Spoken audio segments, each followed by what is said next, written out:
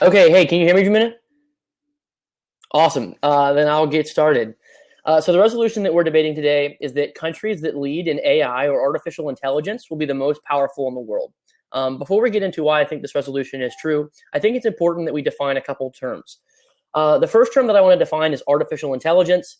I think it's generically commonly understood what artificial intelligence is, but basically, artificial intelligence is intelligent behavior by machines as opposed to natural intelligence exhibited by humans or other animals. So when we're talking about artificial intelligence, we're talking about the development of machines that possess extreme forms of intelligence, and we're seeing like a shift, technologically speaking, to where artificial intelligence is becoming smarter and smarter as lots of different countries and companies develop it. So basically, we're understanding that this debate is asking the question: if you are a leading country in artificial intelligence technology, will you be the most powerful in the world? And I affirm that is actually the case. And it's your job in the debate round to disprove that that's the case, to show that countries that will be the most powerful in the world won't be the leaders in artificial intelligence. Now, there's two key arguments I want to make right at the outset. The first one is I want to look at the status quo as it stands right now, in which countries are actually the most powerful in the world and also leading in AI technology. Now, the countries that are leading in artificial intelligence, the top four, as it stands right now, are the United States, China, Russia, and Japan. Now, if you notice anything about those first three countries specifically, is they're generally understood to be the three most powerful countries in the world. So the first argument here is that as it stands now, the countries that exist that are being able to develop AI technology or artificial intelligence technology are the ones that are most powerful. Japan is also pretty powerful. They're like top 7 or top 10. And they're also largely tech-based, and they're growing as well. So I think it stands to reason that as of right now, if you are a country that is powerful and you are leading in AI technology, it will take a lot for another country to leapfrog you. So in other words, if we continue on the trend that we are on now, in the future, this will also be the case. And this is because countries that are powerful have the ability to devote resources and time towards artificial intelligence. So like a country like the United States, who has lots of cash, who's doing well economically, they have the ability, because they're not worried about people dying of starvation, people dying of medical problems, they have the ability to devote resources and time and money towards developing artificial intelligence. So in other words, there's an inverse reaction here. Countries that are the most powerful will be the ones that are leading the world in artificial intelligence, and that gap only gets bigger as artificial intelligence grows. Because artificial intelligence allows countries to process information at a faster rate. We understand the human brain has limits because of its size. And you can't get like brain extensions. Artificial intelligence, though, can grow exponentially because it isn't limited to a certain amount of real estate. Okay, it's my turn. I'm sorry. All right. Okay, starting with the definitions, I definitely agree to whatever you said. But I do have some problems in terms of you explaining how the countries that are already powerful is actually somehow related to AI, which I did not necessarily agree to, because looking up at the statistics, it says that not even like 50%, of companies in USA or maybe any other countries like China or Europe or Australia are actually using AI already. So just this idea that these countries are the powerful because they're already having AI or maybe the technology used is actually not necessarily sufficient to give an evidence, I would say. But yeah, so I think for me, the major idea would be that I think countries are getting trapped that technology is a race in which there will be one winner, but that is completely false, because there is going to be no winner in terms of technology. So it's kind of a race. That's why it gets updated. Maybe there's one technology today and then there's another tomorrow. So it's a race which will always have updates. So there's nothing like one winner in this. This is a specific area of technology, which is also one thing that I'll be focusing throughout the debate. Okay, so Roy co-founder of the Institute for the Future in Palo Alto, the intellectual heart of Silicon Valley, he had actually taken out this Amara's law, which says that AI seems to stuck with the same issues and reasoning and common sense for the last 50 years. And all the evidence shows that they have no real idea on how to actually build one. And then they're incredibly narrow in what they can do. And then yeah, just the idea that they're incredibly narrow in what they can do. As you say that maybe brain has limitations, but AI actually does not have. But there are so many constructions that actually will be applied in terms of AI, because consciousness can actually never be generated by AI. I'll just say a few things on that too. Um, so the Okay, so artificial intelligence are actually programmed in a way it pleases humans, or maybe it merely functions as a social tool, or maybe like to help people. So we could integrate a concept like a general concept like into a source code, but it's not like but then the complexity of human values can actually not be crammed into a simple phrase. And I think there's this tremendous difficulty.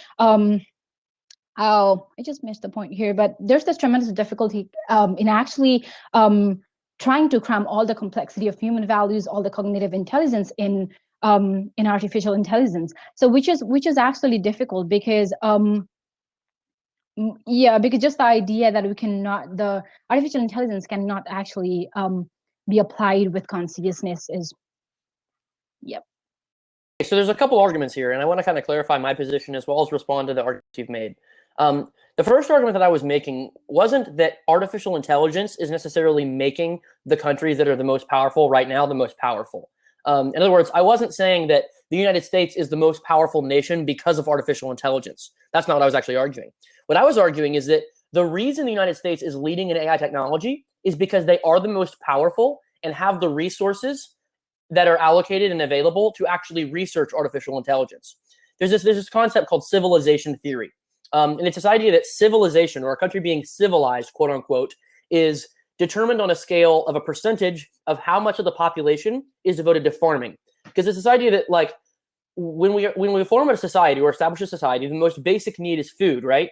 And so some societies rely on 60 to 90% of their people having to work in fields to generate food, which means that if 90% of the population is working to merely survive and stay alive, they don't have the ability to do other things, like improve quality of life, or do medicine, or do technological research. The United States, however, has an incredibly low civilization rate. We rely on about 3% of our entire population to supply our food, which opens up 90% of the rest of the population to do other things. The same thing is true in China. The same thing is true in Russia. They have incredibly low civilization rates and thus are able to allocate resources toward technology. So my argument here is not that artificial intelligence has led to these countries being powerful, but the fact that they are powerful means that they will be leading in AI technology, and that affirms the resolution. So what you need to show is how these countries who are leading in AI will somehow be jumped by other countries, or will in either power or in artificial intelligence. The second argument that I want to make here, though, is on the artificial intelligence aspect specifically. Now, your argument is that tech is a race where there isn't one clear winner, and that AI basically seems stuck. In other words, you argue that we're not getting anywhere over the last 50 years with artificial intelligence. First of all, this isn't necessarily true.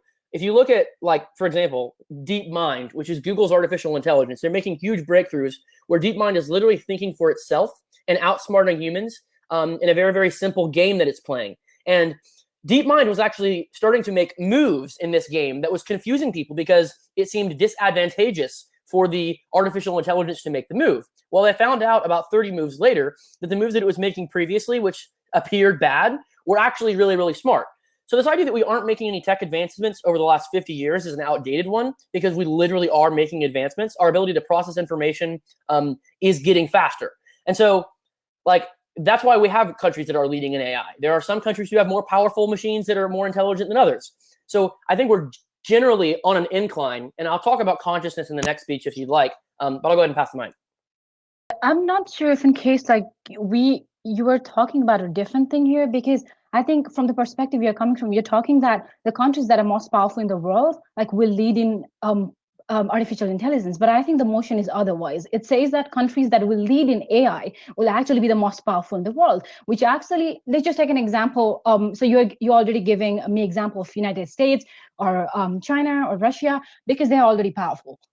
So let's just take an example of a not powerful country, and then now that's what I would expect from you, and then how that specific country will actually be the most powerful country in the world by using AI, or maybe by leading in the AI. I think that's what would actually put the debate in more into a context. Because if in case you're talking about the United States already being the powerful in the world, and then it'll be leading in the AI, I think that does not necessarily prove so much. So I think yeah, the burden would be more on not powerful country, and then how that will be actually benefiting with this. Okay, so yeah, as I said, because I wanted to hear that part of you, so I don't really know what to respond, because I think I'm pretty much confused on this. But let's just see that there is an, okay, you want me to pass the mic? Okay. So I'll make two responses to that, and I'll also build a case under your interpretation of the resolution. So first of all, I'll kind of disagree with the interpretation. I'll say that the resolution isn't AI will make weak countries powerful. It's asking us a predictive statement about which countries will be the most powerful in the world, and that will those countries be leading in AI technology. And my argument is that the three countries right now, China, Russia, and the United States, will be the most powerful in the world, and also will be leading in artificial intelligence. Now, one predictor of that is, will artificial intelligence make them more powerful? And I'll go ahead and make that argument now for you, so we can have that debate as well. So there's a couple reasons why artificial intelligence will make countries more powerful. And the first one is that artificial intelligence allows countries to process information at a faster rate. Now, the human brain is pretty incredible. We're incredibly powerful in terms of our thinking capacity and ability, but the human brain is limited because we have only a certain amount of real estate, right? It's confined to this portion. And we can't add brain extensions and make our brains bigger. However, assuming you can hit a point in artificial intelligence where the intelligence is matched or equal to that of a human brain, you actually can make it faster and smarter than the human brain, because you're allowed to actually expand the real estate in a computer. So the argument here is very simple. Artificial intelligence allows countries to process information faster. Here's how that makes them smarter.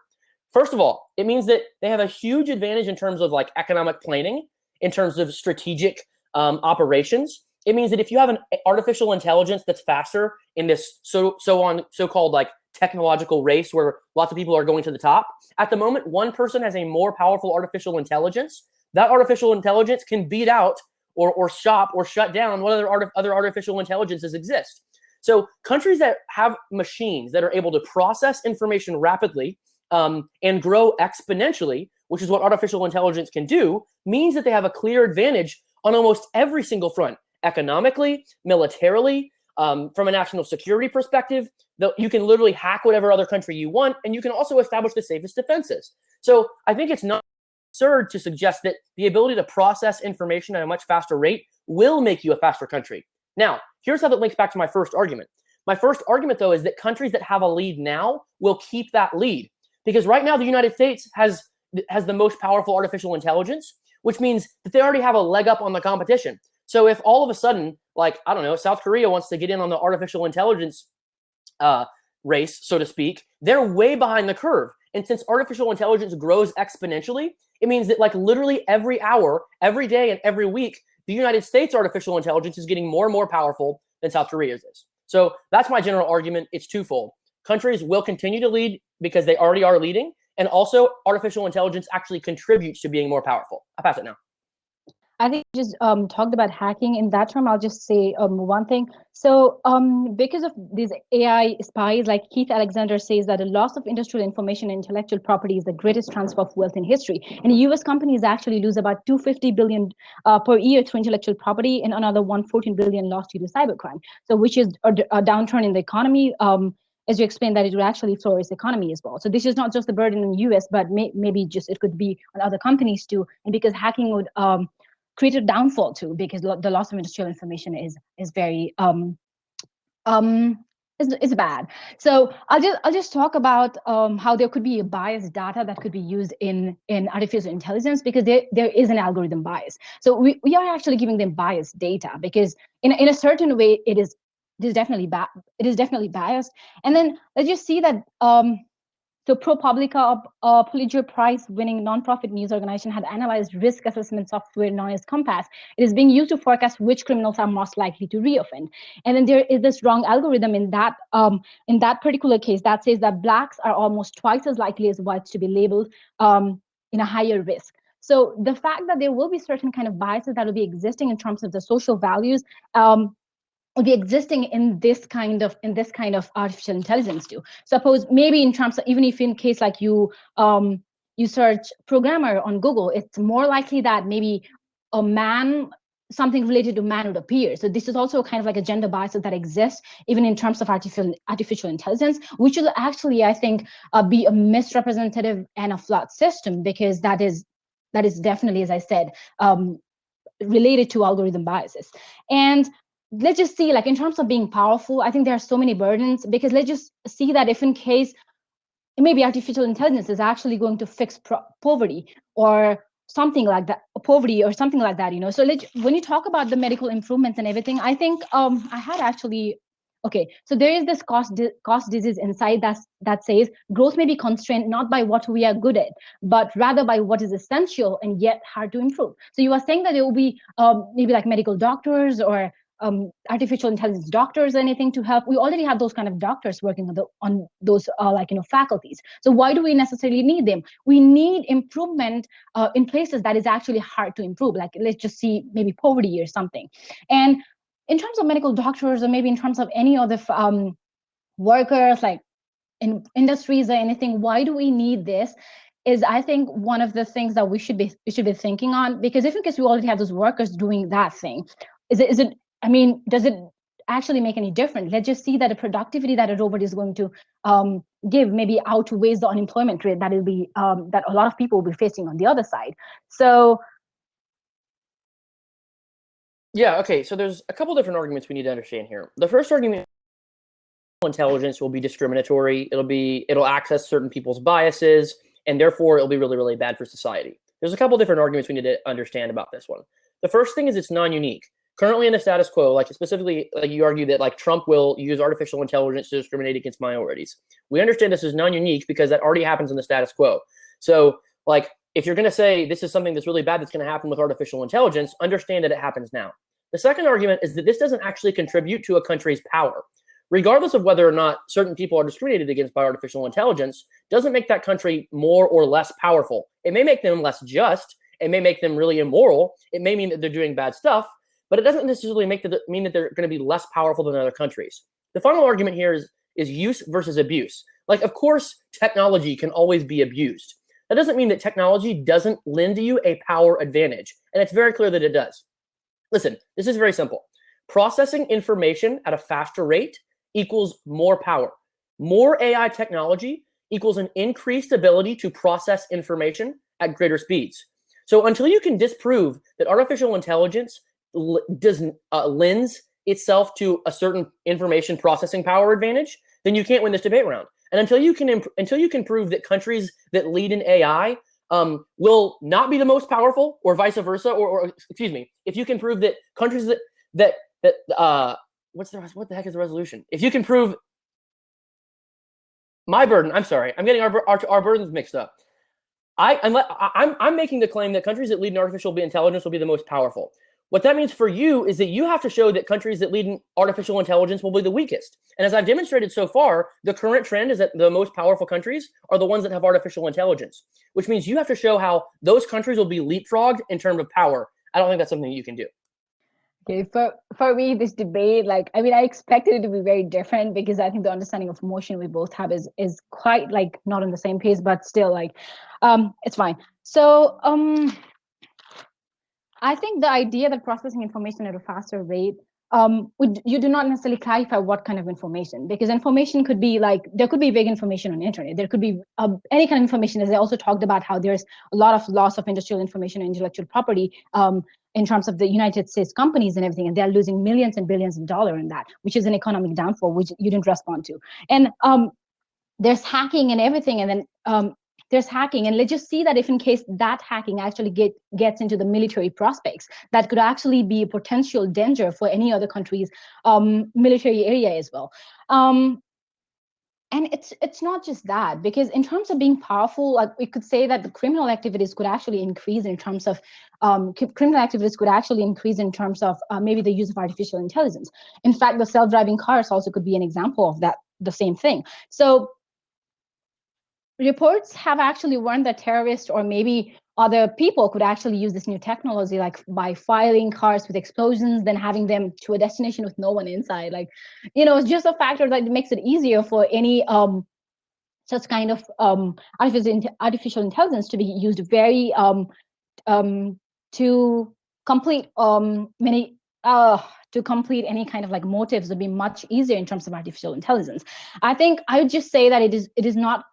So I'd not be arguing that it'll be the like least powerful in the world, but I'll just say that it just makes no difference. As I said, technology is a race, and then there's going to be no winner. So in terms of, let's just say, of economy, I think the future of trading is about processing info and developing and validating models in real time. But then now when we use artificial intelligence, we tend to rely on the algorithms, like maybe which is highly dependent on maybe what happened in the past or what happens in the future.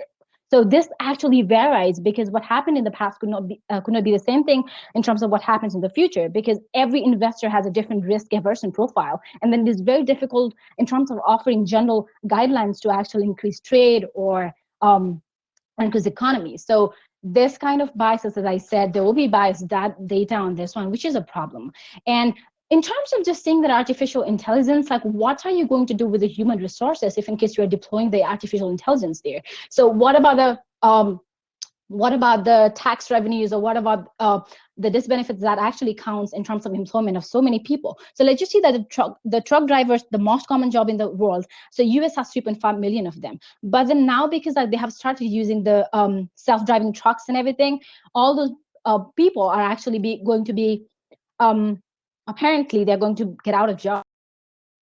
Okay, so very quickly, we need to establish what this debate is and what it isn't. This debate is not a debate about if artificial intelligence will be beneficial for humanity or if it'll be good or bad. This debate is specifically about countries in the future that will be the most powerful. Will they be leading in artificial intelligence technology? And I affirm that that's the case. So for you to come up and talk about how artificial intelligence is going to have all these negative ramifications, I'm going to say that doesn't actually negate the resolution. Two questions. Is it your position that artificial intelligence doesn't make a country stronger? And if it doesn't, what is something that makes a country stronger? Okay, so for me, the concept of it being powerful is what I want like the explanation for. So it'll be stronger. Like, so many countries, like, let's just see, this country has deployed AI, and then it'll be good. It'll be maybe benefiting in some areas, but the factor that it could be the most powerful in the world is what my question is. Because being powerful would be maybe the ability to do something or act in a particular way. The idea of having the power. So why does it necessarily give that? And then I think there is definitely a problem in terms of both of us like getting into the resolution, because I think you see the other side and then I see the other side. So okay.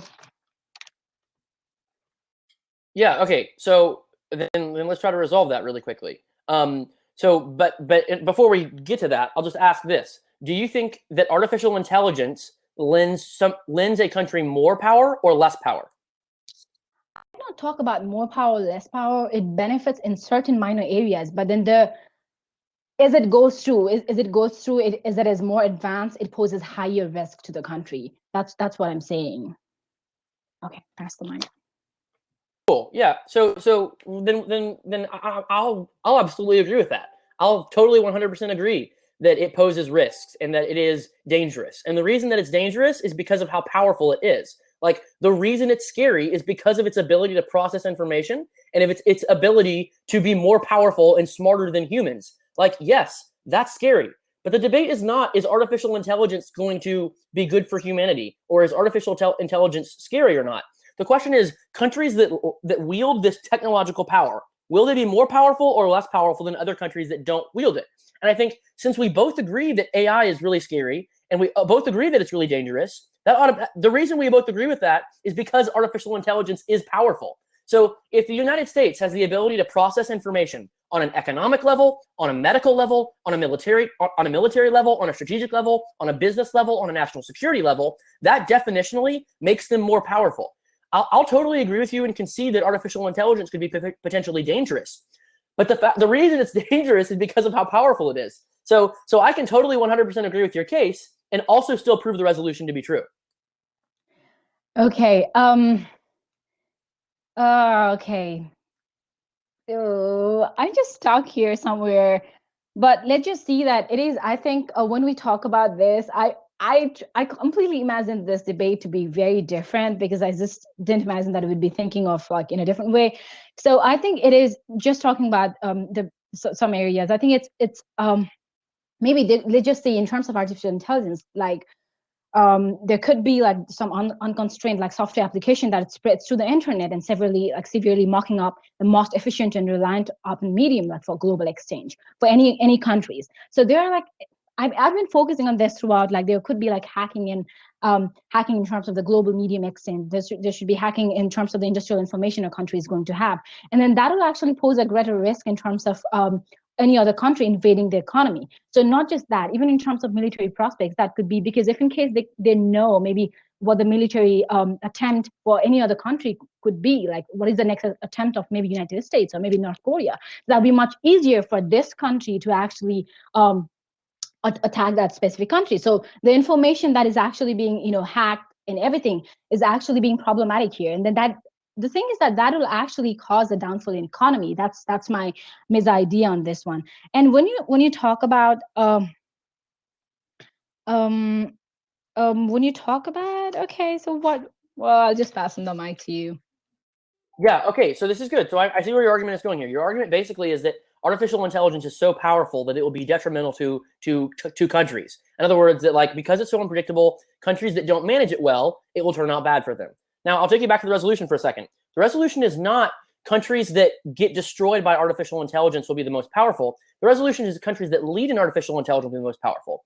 Flip the resolution for a second. If we were going to say countries that lead in nuclear energy are the most powerful, we wouldn't look to Chernobyl and say Chernobyl is an example of a country that led in nuclear power and look at them because they, now they have super bad radiation. We wouldn't look at countries that failed in implementing nuclear technology or nuclear energy and say, well, they are the ones that are leading in AI or nuclear abilities. So countries that don't control artificial intelligence well aren't examples of the resolution. So if you come up and bring an example and say, oh, listen, well, artificial intelligence is going to destroy X, Y, and Z countries, those aren't countries that are leading in AI.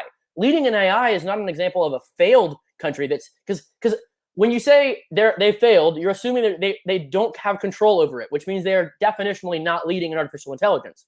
However, if we do assume that they have control over it, we can definitely 100% assert that they're going to be leading in artificial intelligence because having better ability to process information is really, really good. Okay. Okay. I think in the beginning, I told you about the Amara's law, which says that AI seems to start with the same issues in reasoning and common sense for the last 50 years. And then all the evidence shows that they have no real idea actually on how to build one. And then it's very narrow in terms of what they can do. So I don't really know which part to go on because I just feel like okay, but let's just see that artificial intelligence are actually being used to maybe make some vital financial and legal decisions, which I said in terms of the legal decisions, I told you like how it was biased in terms of one case. And then in terms of economic or maybe financial decision, I told you how every investor has like different risk aversion profile, and then does not mean that in the future of trading is you cannot predict the future of trading because like it should be in the real time. It should not be in what happened in the past because things definitely change and then you get advanced and everything. So for me, on this specific debate, I wanted to talk about countries that will lead in AI will be the most powerful in the world. Means how would AI actually affect the areas of the country and then actually hence like lead that country to be the most powerful in the world. So that's what I thought this debate would be on because AI definitely has a lot of traits, a lot of like maybe traits in terms of economy, in terms of military, in terms of like social aspects, like the unemployment rate and everything. Where are you going to displace all the 3.5 million workers? Like what is such a need for having the self-driving cars like when you can do that? So I think social conflict is also one factor about being powerful in the world, because if in case a society that is in conflict, I mean, there could be war even inside the country itself. Like, there are a lot of economic and social factors that come into account as well in this one as well. So for me, the debate I think would have been that way, but no problem. Like it just turned out to be different, but it's very weird. Like, but I'll just pass on the mic. Yeah. Okay. So nice job. And obviously we didn't, I guess, 100% agree on the resolution. That's okay. It was a good debate and I enjoyed debating you. I look forward to doing it again. There's 2 points that I want to make here. When we say countries lead in AI, we're assuming that countries have control over that artificial intelligence technology. A country that fails in developing artificial intelligence when it backfires isn't a country that's leading in AI. And then the only argument that I have to affirm the resolution here is very simple. Having artificial intelligence means you have more ability to process information in every single possible area. And that's always a good thing because that means you have more power. And so those countries will naturally be leading. Nice debate. Good job.